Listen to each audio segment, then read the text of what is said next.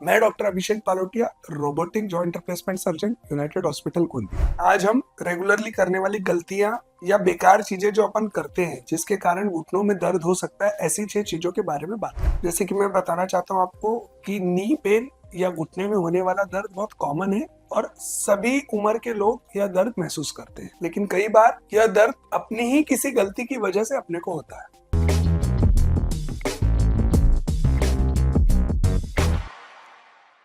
मैं doctor Abhishek Palotia, robotic joint replacement surgeon, united hospital कुंतिया।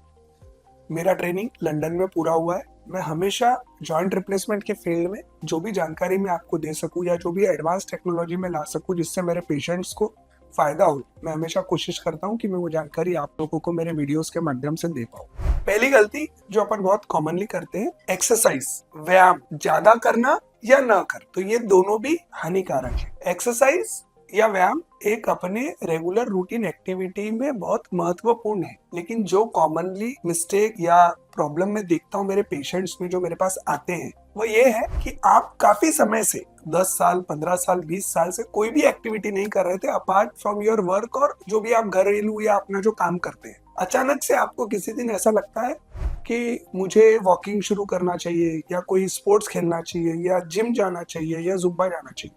तो जब आप वहां जाते हैं और उसको स्टार्ट करते हैं तो आपको नहीं पता होता है कि किस इंटेंसिटी में करना है, कितना करना है। जैसे कि मैंने 10 साल से साइकिल नहीं चलाई और मैं सीधा 10 किलोमीटर साइकिल चलाने लगूं, तो अगर आप इस प्रकार से एक्सरसाइज करेंगे जो अचानक शुरू हुई और उसका इंटेंसिटी बहुत ज्यादा था, बहुत ज्यादा आपने कर ली, कुछ ज्यादा समय के लिए कर ली, तो वो हानिकारक साबित हो सकता है। उससे आपके घुटने में दर्द डेवलप हो सकता है। मैं ये नहीं कह रहा हूँ कि आप एक्सरसाइज ना करें, क्योंकि बॉडी जो इंसान का शरीर है वो एक बहुत डायनामिक स्ट्रक्चर है। अगर आप इसको एक्सरसाइज करेंगे तो आपकी मसल्स, आपके जॉइंट्स, आपकी हर चीज मजबूत रहेगी। इवन हार्ट के डॉक्टर, डायबिटीज के डॉक्टर भी ये रिकमेंड करते हैं कि आप प्रतिदिन 30 मिनट ब्रिस्क वॉकिंग करें, जोर के चले, एक्सरसाइज करें, हफ्ते में 3 दिन जिम करें, जिससे आपका हार्ट, आपकी नसें अच्छी रहती है, मजबूत रहती है, आपके शुगर के लेवल्स कंट्रोल रहते हैं। तो यह एक्सरसाइज पैटर्न को आपको समझना पड़ेगा।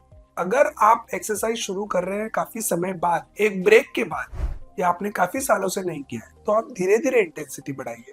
सबसे इंपॉर्टेंट चीज है वार्म अप, मतलब एक्सरसाइज करने के पहले और एक्सरसाइज खत्म होने के बाद कुछ स्ट्रेचिंग एक्सरसाइजेस होती है, वो आपको करना बहुत जरूरी है। बहुत सारी बार मैं ऐसा देखता हूँ कि एक्सरसाइज या स्पोर्ट्स या कोई भी खेल अपन खेल रहे हैं तो आपके एज के स्पेसिफिक या एज को सपोर्ट करना चाहिए। जैसे मैं देखता हूँ कि ओपीडी में हर 2-4 दिन में एक पेशेंट, कोई आंटी मेरे पास आते हैं जिनका उम्र 50-55 साल है, जिनको ऑलरेडी घुटने में हल्का दर्द है, लेकिन किसी से सुन के, अपने किसी दोस्त से, पड़ोसी से या कहीं पढ़ के वो एक जुम्बा ज्वाइन कर लेते हैं। जुम्बा, जंपिंग, बैडमिंटन, इस प्रकार के स्पोर्ट्स और एक्टिविटी हाई इम्पैक्ट एक्टिविटी में कहलाते हैं। इसका मतलब ये है कि जब आप इस प्रकार के व्यायाम करते हैं तो आप जंप करते हैं, तो आपका जो बॉडी का वेट है वो आपके घुटनों पे आता है। जब आपका वेट घुटनों पे आएगा तो आपका जो ऑलरेडी नी पेन था और बढ़ जाएगा। तो आप यह चीज को बहुत अच्छे से समझिए कि एक्सरसाइज करना जरूरी है, उसको धीरे धीरे बढ़ाना है,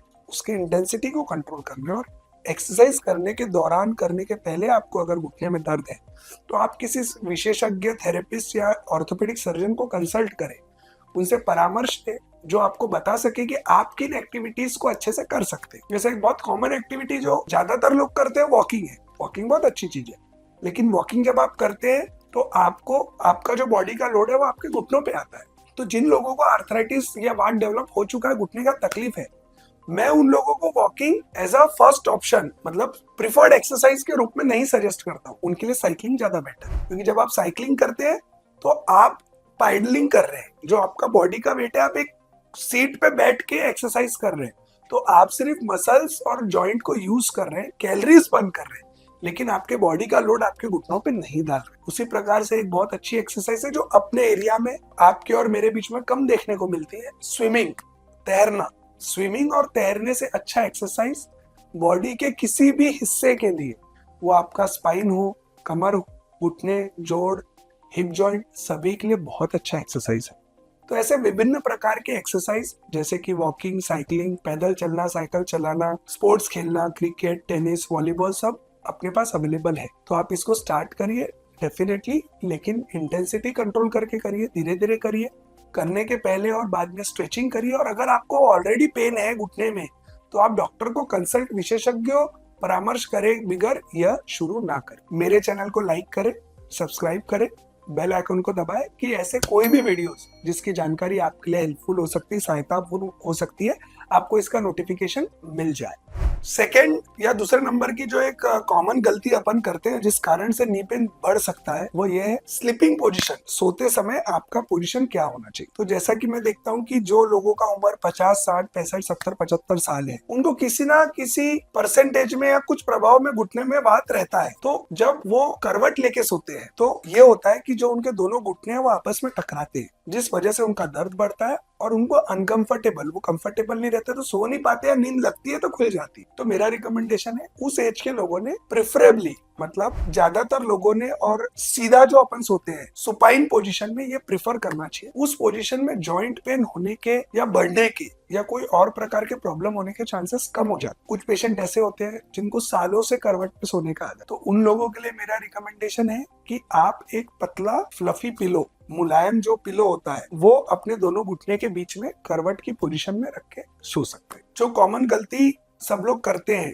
जिसके कारण घुटने का दर्द बढ़ता है, उनको अपने लाइफस्टाइल में, अपने रेगुलर जिंदगी में जब वो काम करते हैं, गाड़ी चलाते हैं, उस समय किस पोजीशन पे बैठना यह नहीं पता होता है। जैसा मैंने देखा, जो लोग आईटी में होते हैं, जो लोग का ऑफिस या लैपटॉप जॉब है, वो पूरे टाइम दिन में 8, 9, 10 घंटे घुटनों को 90 डिग्री के एंगल पे, 90 डिग्री के एंगल में ऐसा फोल्ड करके बैठते हैं। अब इसमें प्रॉब्लम क्या होता है, जैसे जैसे आप घुटने का मूवमेंट बढ़ाएंगे वैसे वैसे जो घुटने का कटोरी है वो ऊपर की हड्डी से घसना शुरू होता है और उस पर लोड बढ़ता है, उसके ऊपर का फोर्स बढ़ता है। तो इसमें क्या होता है कि अगर आप 90 डिग्री की पोजीशन पे उस फोर्स के साथ घुटने को घंटों तक रखेंगे तो कार्टिलेज जो कटोरी का होता है वो घसने लगता है, आपकी तकलीफ बढ़ती है, आगे चल के बात होने के चांसेस ज्यादा होते हैं। तो हमेशा मेरा रिकमेंडेशन है कि आप अपने चेयर को, उसकी हाइट को, आपकी कार में ड्राइविंग सीट को, या ऑफिस में आपके सामने फुटरेस्ट आ गए आजकल, आप सामने पैर रखने के लिए एक फुटरेस्ट आता है, वो रख सकते हैं। 40 से 50, 45 डिग्री के एंगल में अगर आप अपने घुटनों को रख रहे हैं तो उससे पोजीशन के कारण या गलत तरीके से बैठने के कारण आपके घुटने में दर्द नहीं होगा और आपका नी पेन नहीं बढ़ेगा।